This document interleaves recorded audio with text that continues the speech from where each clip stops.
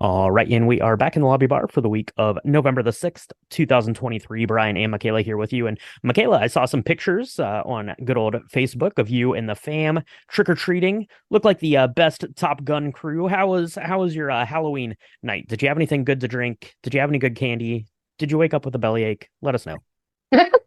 I didn't wake up with a bellyache. I did wake up real tired because I ended up having an impromptu kind of Halloween get together with some of my good Halloween trick or treat mom friends that hung out with me while we were going up and down the street. With our kiddos, and they all came back to mine. We drank a lot. Shout out to Joe Bainham.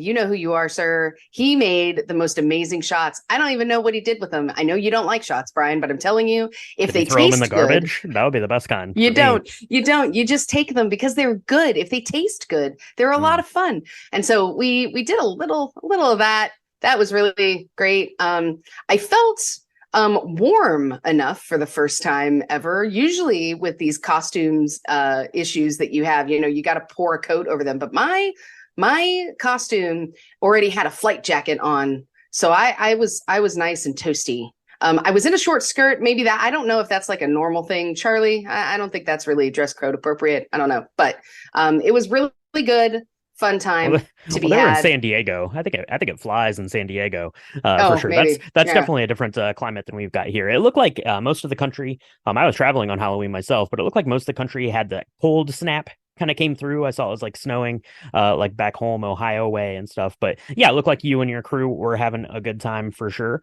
And then I flew back from my trip the day after. It was on your birthday, so if you follow us on any of the social medias, I made a little birthday toast to Michaela, and I mixed up one of her favorite cocktails. I called it the Michaela gin and tonic. It's really just a gin and tonic that has all of Michaela's favorite things in there. So it's just a pink purple gin and tonic with some elderflower uh, liqueur and elderflower tonic in there. So go ahead and mix one of those up, and you can toast a happy belated birthday to Michaela. But then I found myself, Michaela. I said, I got this bottle of Saint Germain.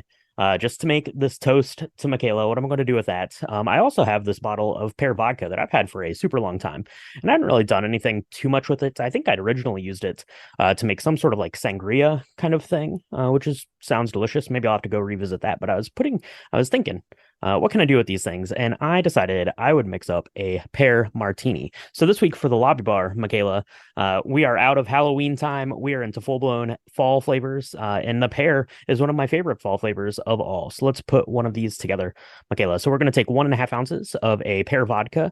I have an absolute pear vodka, but Hanger One makes one. A bunch of people make one. 1.5 ounces of that. 1.5 ounces of your Saint Germain or other elderflower liqueur. 3/4 of an ounce of lime juice and a dash of Angostura bitters, just to kind of cut through that little bit of syrupiness you get from the flavored vodka and the Saint Germain. And you're going to go ahead and shake that with some ice and strain it into your chilled martini or coupe glass, and then garnish it if you want to be pretty with some pear slices.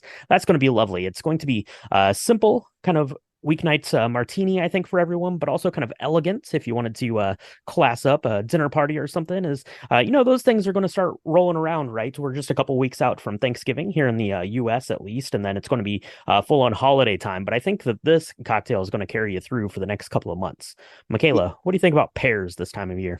I think they're awesome. I do like that you could do a lot with pears for whatever reason. They're pears and peaches seem similar in some ways to me, but like one is super like southern and like rustic, and then one like the pear is always elevated to this high end kind of connotation to it. So like a pear martini is just way better than like a peaches and cream thing, you know. I don't really understand why that is. But I think pear vodka, you can do so much with it, and I think that we should explore this more in the holidays, because we can make like a white Cosmo with a pear vodka. Hmm. I've had one of those that are amazing. Obviously you can add it to Saint Germain and make the best drink ever with pear vodka, according to me.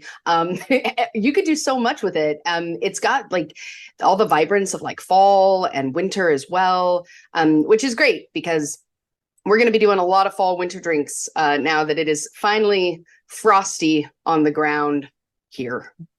That's right. The frost rolled in, although the temperature did go well back up. But I think that this pear martini is going to be perfect for everyone. So mix one of those up, or let us know what you got into drinking on your own Halloween nights, or if you have any favorite fall cocktails, please send those our way because we're always looking for something new.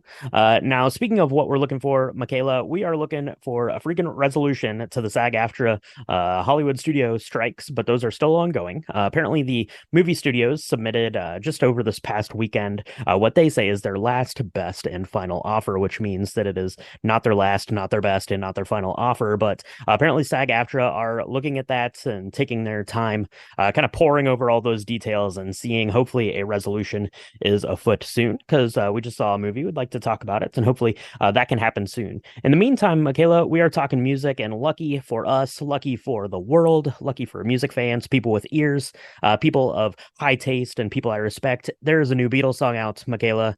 Now and Then just came out this past week. I'm so excited. Do you remember? I think it was 2004 was the last time a Beatles song came out that was new. So the Beatles anthology came out, and that had the Free as a Bird, Yeah. and the other one came out, but that was back in the 90s. That was in like 94, 95, I think. Oh Or my when gosh, those I'm or dating when myself those now. or when those came out. Well, that's the thing with decades now that we're old, Michaela. They all last decade was still the 80s, no matter how old we get for sure. So, but yeah, those came out. But there is a new Beatles song, and it features all four members of the Beatles and kind of got put together. We're actually going to take a listen to it and talk about it just briefly over on our Patreon. It's patreon.com/drink the movies. If you want to go check that out, it's a really great way to support the podcast and get some extra bonus content. But we are big fans of the Beatles. We talked about Beatles Love was one of our earlier drink the music episodes. So going to be getting into that and getting into another Beatles tune that seems to be pretty good. And you know what else is pretty good? That is this week's episode. Last week we were talking about Amy Winehouse's Back to Black. That was a really good conversation about a really great album. This week we were talking about the Mumford and Sons Babel. It went head to head with the Lumineers self-titled Lumineers debut, but Mumford and Sons Babel, they built that tower to the sky, won the vote, and that's what we're talking about this week. Michaela, Mumford and Sons, are you a Mumford and Sons fan aficionado, or what do you Yeah, think? I'm basically a female who had the ability to hear their music when it came out. So Well, yes, I know that's a broad stroke, but I don't think I'm wrong. I don't know anybody that hates I Mumford don't. and Sons.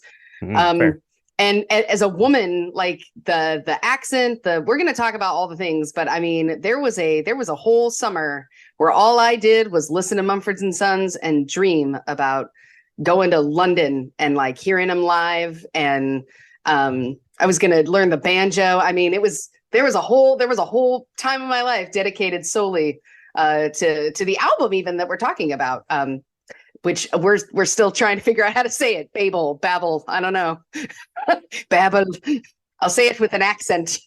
We'll probably figure that out faster than Michaela learns to play the banjo. But listeners out there, hold her accountable to that. We're going to be keeping an eye on her progress there. That's what we've got coming out this week. And then we'll have our episode coming out next week. Make sure if you want to vote on next week's album, you head over to the Patreon, the aforementioned Patreon, patreon.com/drink the movies. That's where you vote and make your voice heard. But for now, Michaela, we've got this Pear Martini. We've got some Mumford and Sons to dig into. You have your banjo lessons, apparently, to partake in, and we have to rest up because winter is coming fast and furious now in our part of the world. So thank you everyone for joining us, and we'll talk to you next week in the lobby bar.